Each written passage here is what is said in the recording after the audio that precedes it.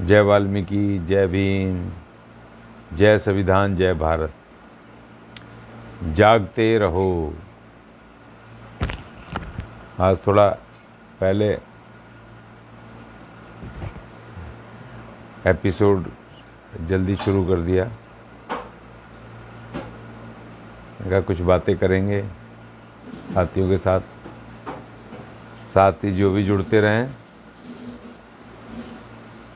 Share करें, like करें, comment लिखें और चैनल को भी सब्सक्राइब करें। वैसे काफ़ी कुछ हो रहा है, साथी बात को मान रहे हैं, रिस्पेक्ट दे रहे हैं, कर रहे हैं। साथियों, आज कर्नाटक का चुनाव संपन्न हो गया, वोट डल गई और सी वोटर सर्वे भी दिखाई दे रहा है सारे न्यूज़ चैनलों पे। गोदी मीडिया ने भी हार मान ली है। गोदी मीडिया ने भी कह दिया कि भाई कांग्रेस जीत रही है।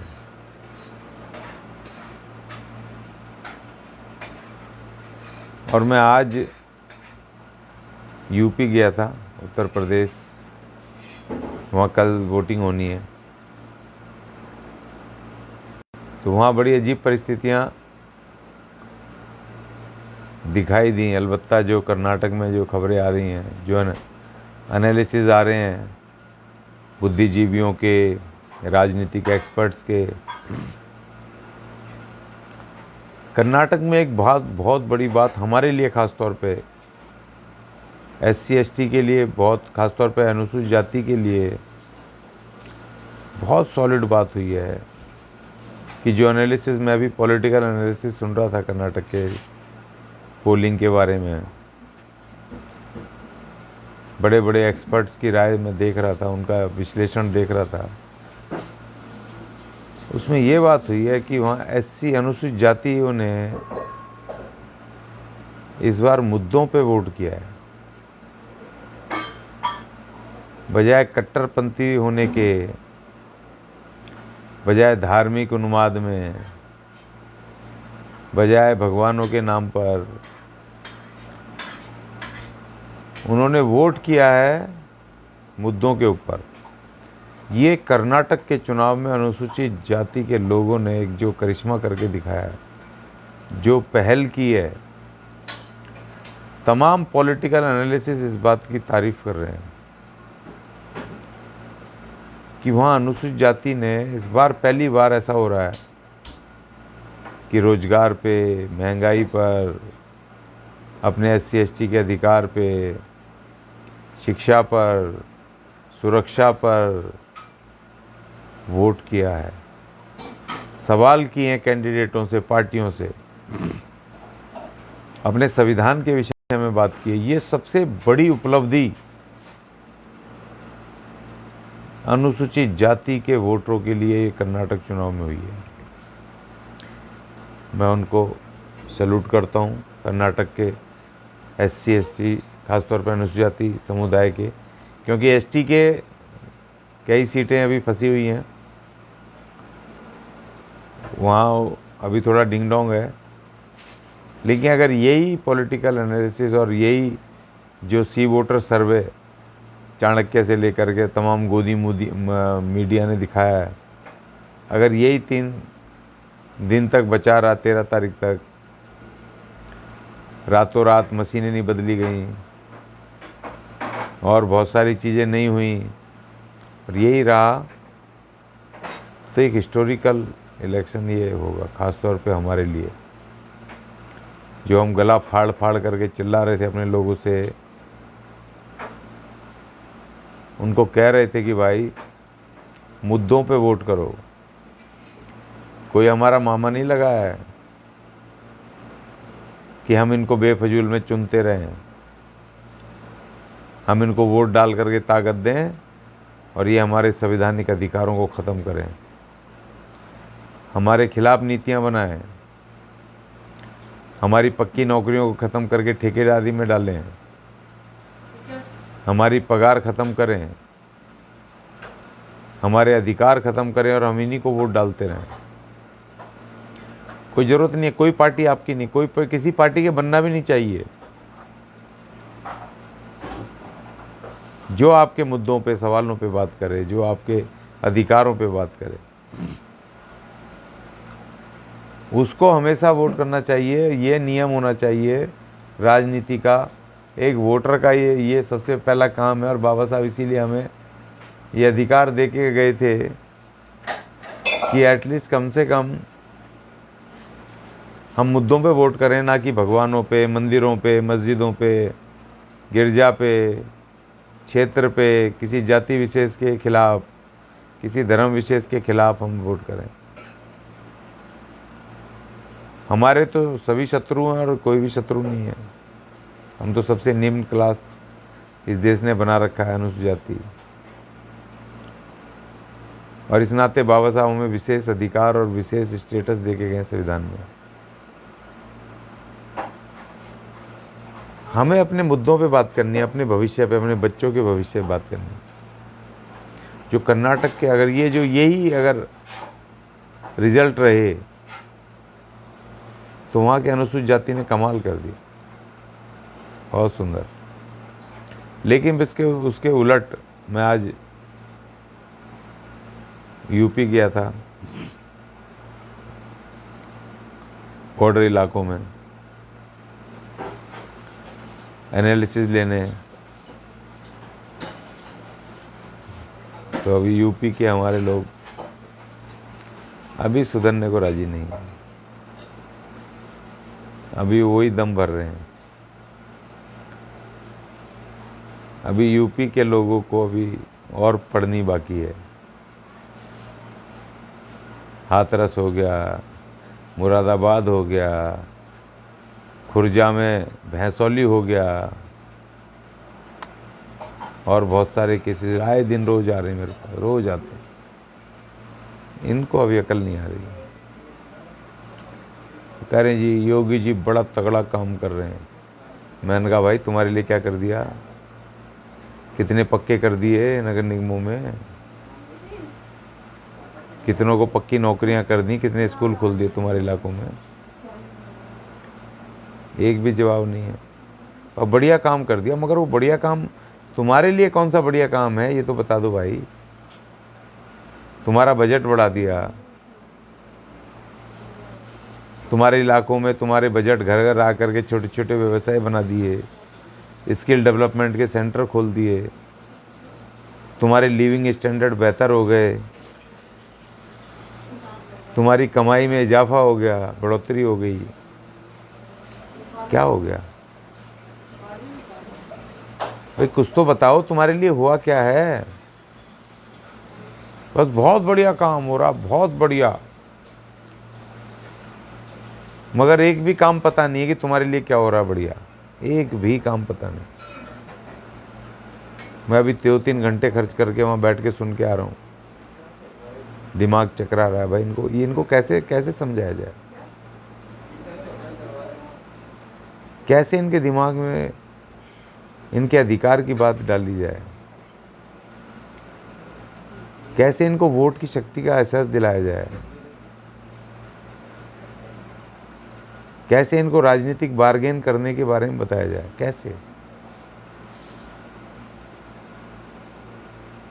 भाई? कुछ तो बताओ कि हुआ क्या तुम्हारे लिए, तुम्हारे समाज के लिए क्या हुआ है?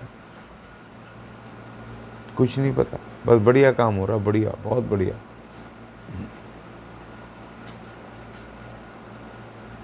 और हमारे प्रधान जी और फलाने जी, ढिकड़े जी लगे हैं बस, हाँ जी ले जाओ, रखें वो डब्बे, और वो हाँ बढ़िया, हाँ भाई हाँ वही डाल देना, वो हाँ ठीक है जी ठीक है। कैसे कैसे तुम्हारे बच्चे आगे, कैसे उनका अधिकार बचेंगे भाई? कैसे? लड़ाई लंबी है। हम तो जी इनके कट्टर हैं, हम उसके कट्टर हैं, हम फलाने कट्टर हैं। उसने उसके घरों पे बुलडोजर चला दिए, उसने उसके घरों पे बुलडोजर चला दिए। तुम्हारा नंबर भी आना है, तैयार रहना। तुम्हारी बहन को तो रात को 3 बजे जला दिया, पेट्रोल छिड़क के आग लगा दी, बॉडी नहीं दी, तब भी अकल नहीं आई। कैसे कैसे भाई, कैसे करोगे?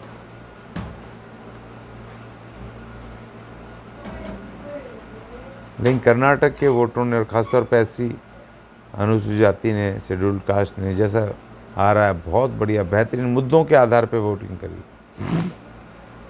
जैसे एक वोट होना चाहिए, जो सरकार ना काम करे, निकम्मी हो, तुरंत बदल दो। बजरंगबली की जय करने से हमें शिक्षा मिलने वाली नहीं है, हमें रोजगार मिलने वाले नहीं है, हमारे इलाके साफ सुथरे होने वाले नहीं हैं, हमारे लिविंग स्टैंडर्ड बेहतर होने वाले नहीं हैं। वो तो हमें अच्छी शिक्षा मिलने से, अच्छे रोजगार मिलने से, हमें हमारे अधिकार मिलने से ही होगा, वैसे नहीं होगा, किसी हालत में नहीं होगा। और वो राजनीति से होंगे, राज सत्ता बदलने से होंगे।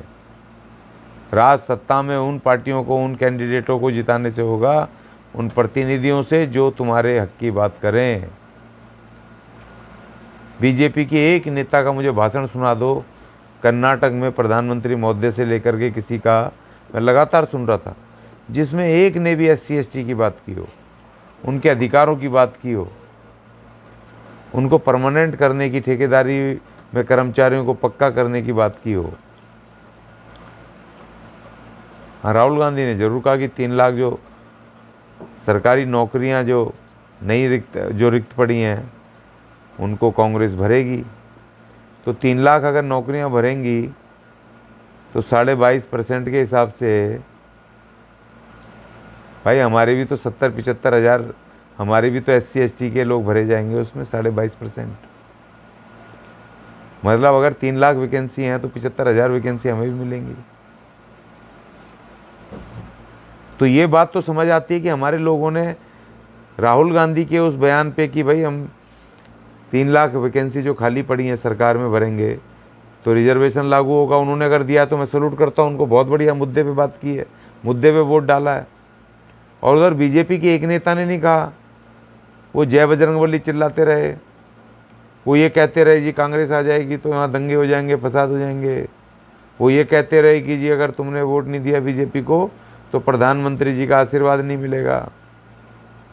लेकिन उन्होंने एक बार भी नहीं कहा कि कच्चे आदमियों को पक्का करेंगे या जो खाली वैकेंसी पड़ी है उनको भरेंगे। तो अगर कांग्रेस ने ये बात बोली तो हमें कांग्रेस को वोट करना है, क्योंकि कांग्रेस का वो कह रहा है आदमी अध्यक्ष आकर के लीडर, और वो कह रहा है कि 2-2 हज़ार हर महिला को मिलेंगे, तो उसमें हमारी महिला भी तो है भाई। वो 2-2 हज़ार रुपये SC की महिलाएं भी तो, हमें भी तो मिलेंगे वो पैसे 2-2 हज़ार रुपये। उधर बीजेपी की तरफ से एक बार भी नहीं कहा गया कि तुम्हें 2-2 हज़ार रुपये मिलेंगे। अगर राहुल गांधी ने कहा कि 5 रुपये का जो अभी सब्सिडी है वहाँ पर दूध के ऊपर कर्नाटक में, तो उसको 7 रुपये करेंगे, तो वो 7 रुपये की सब्सिडी हमारे परिवारों को भी तो मिलेगी, दूध मिलेगा 7 रुपये सस्ता। ऐसी बहुत सारी चीज़ें कहीं। तो अगर हमें मुद्दों पे बात करनी चाहिए, उधर जय बजरंग बोलने से मुझे 2,000 रुपये मिल जाएंगे या नौकरी मिल जाएगी या मुझे कोई सुरक्षा मिल जाएगी, वो मेरे आस्था का सवाल है, वो मेरे अंतरात्मा की सेटिस्फैक्शन का सवाल है कि मैं पूजा करूं, प्रार्थना करूं, आरती करूं, किसको मानूं किसको नहीं मानूं, हनुमान जी को मानूं, माता को मानूं, शिव को मानूं, किसको मानूं, कार्तिकेय को मानूं, गणेश को मानूं। ये मेरी अपना मेरा संविधान में मेरा अधिकार है, आर्टिकल 25 में। प्रधानमंत्री देश का जय बजरंगबली चिल्ला रहा और ये नहीं बता रहा कि भाई तुमने 9 साल में कितनी नौकरियां दी हैं, कितने आदमी पक्के करे हैं।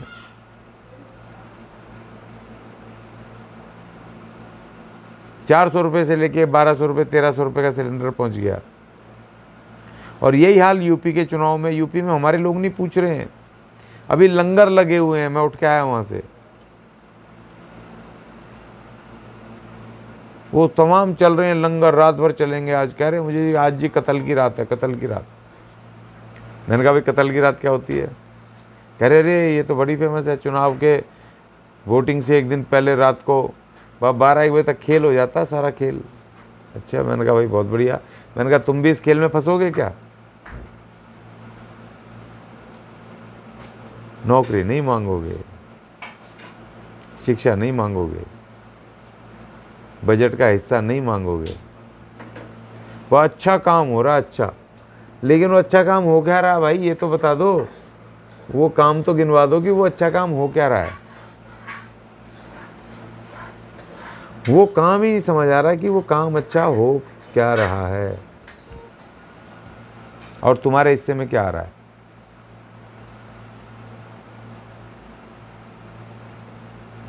तो इसलिए मुझे लगा कि भाई आज इस राजनीतिक इस पे चर्चा करनी चाहिए, बहुत ज़रूरी है। हम हवा में बहे जा रहे हैं बेफजूल में। जिस तरह पंडित जी, ठाकुर साहब और बढ़िया साहब ये भाग रहे हैं, तुम उनके पीछे पीछे भाग रहे हो। उन्होंने आज तक तुम्हें 5000 साल में कुछ नहीं दिया, तो अब क्या देंगे भाई? क्यों भाग रहे हो उनके पीछे? भाई तुम्हारा रास्ता अलग है, तुम्हारी मंजिल अलग है, तुम्हारी मांग अलग है, तुम्हारे अधिकार अलग हैं, तुम उनके पीछे क्यों भाग रहे हो भाई? जरा भी अकल से दिमाग नहीं लगाते, जरा भी नहीं सोचते।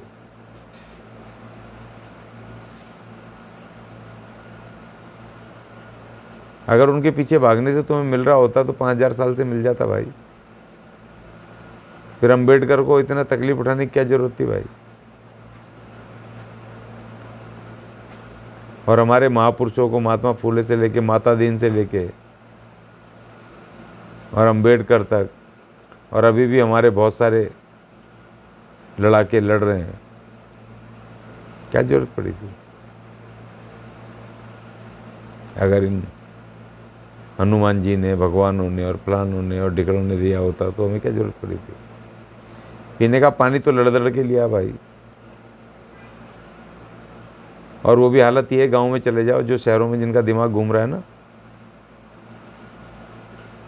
चलो मेरे साथ गांव में, आज भी उनके मोहल्लों में ना सरकारी नल से या कुएं से पानी, तुम्हारी हैसियत नहीं है ले लो। वो तो सरकार ने तुम्हारे मोहल्लों में कुएं या नल सरकारी लगा रखे हैं जिससे पानी आता है।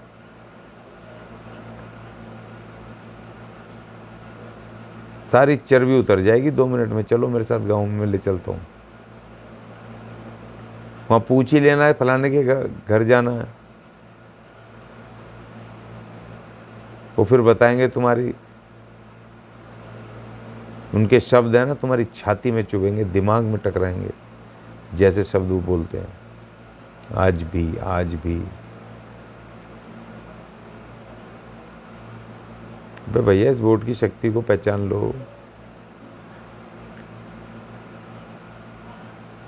वो महान आत्मा बाबा साहेब, जिसका नाम है अम्बेडकर, वो तुम्हें इतने जतनों से, इतनी लड़ाई लड़के, इतनी कुर्बानियों के बाद ये देके गया है, तुम्हें जरा भी वैल्यू नहीं है, जरा भी तुम्हें पता नहीं है। अपने आने वाली पीढ़ी का, अपने बच्चों का जरा भी ख्याल नहीं है। तुम्हारी तो कट गई भाई। जरा तो ख्याल कर लो भाई।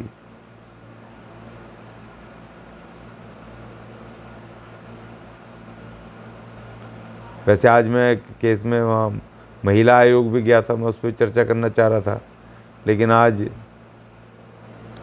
सी वोटर सर्वे और कर्नाटक चुनाव पे और यूपी में मैं गया किसी काम से, तो वहाँ देख करके मैंने कहा भाई आज इसी पे चर्चा करें, विश्लेषण करें, आज जागते रहूं मैं, इसी पे बात करें।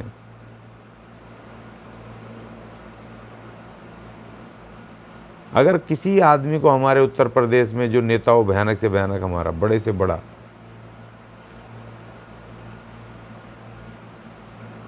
वो कृपया मुझे ये बता दे भाई कि तुम्हारे लिए उत्तर प्रदेश सरकार ने क्या किया है,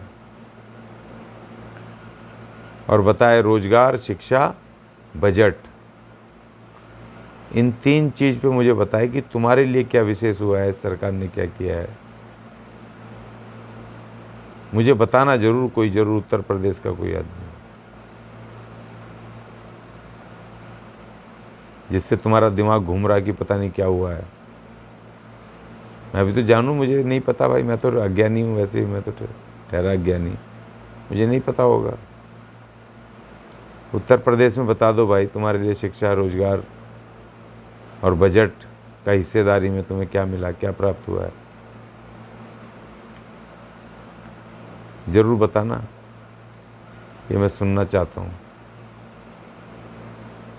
पट्टे ठोक रहे हैं वहाँ पर, अरे बीजेपी को जिताएंगे, बीजेपी को जिताएंगे,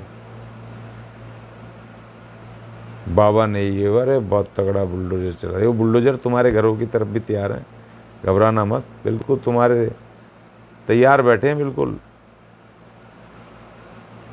अगर जरा भी चूक हो गई ना 24 में,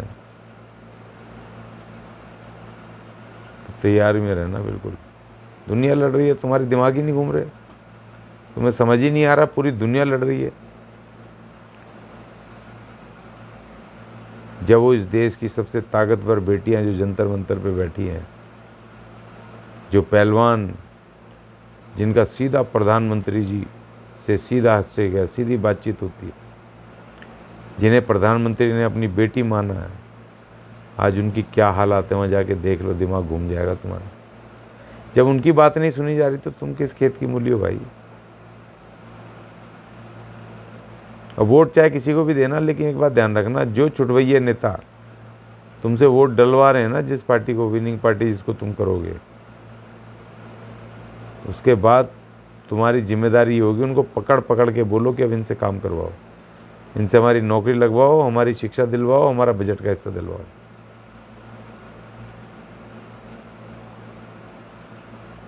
वोट डलवा लेते हैं हमसे, हमारे लोगों से कह कह के,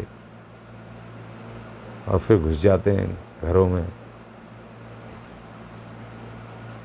भाई राजनीति सोचो, थोड़ी बहुत तो करो, थोड़ी राजनीतिक रूप से सीखना सोचना तो सीखो, अपने अधिकार तो लो, वोट के बदले कुछ मांग तो लो, कुछ ले लो भाई।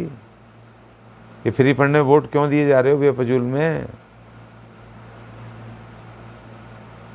ये वोट हमारी बेटी है, माँ है, बहन है, जैसे उनका मान सम्मान इज्जत होता है वैसे ही वोट होता है।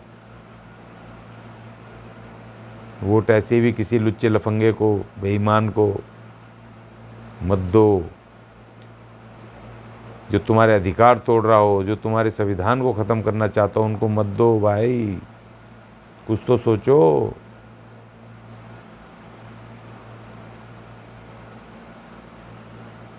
और 5 साल बाद फिर लिया आना भाई, क्या पता है 5 साल तो बदल लो।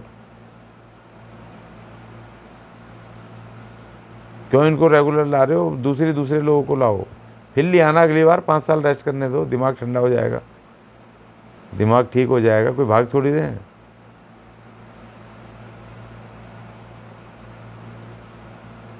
हाँ तुम्हारे लिए कुछ किया है शिक्षा, बजट, रोजगार में, तो भाई कोई बात नहीं, बिल्कुल बिल्कुल डटे रहो, साथ खड़े रहो, मैं मना नहीं कर रहा हूँ। लेकिन कुछ हुआ नहीं और मुसीबत में पड़ गए, बाकी आपकी इच्छा भाई, समझा सकता हूँ मैं।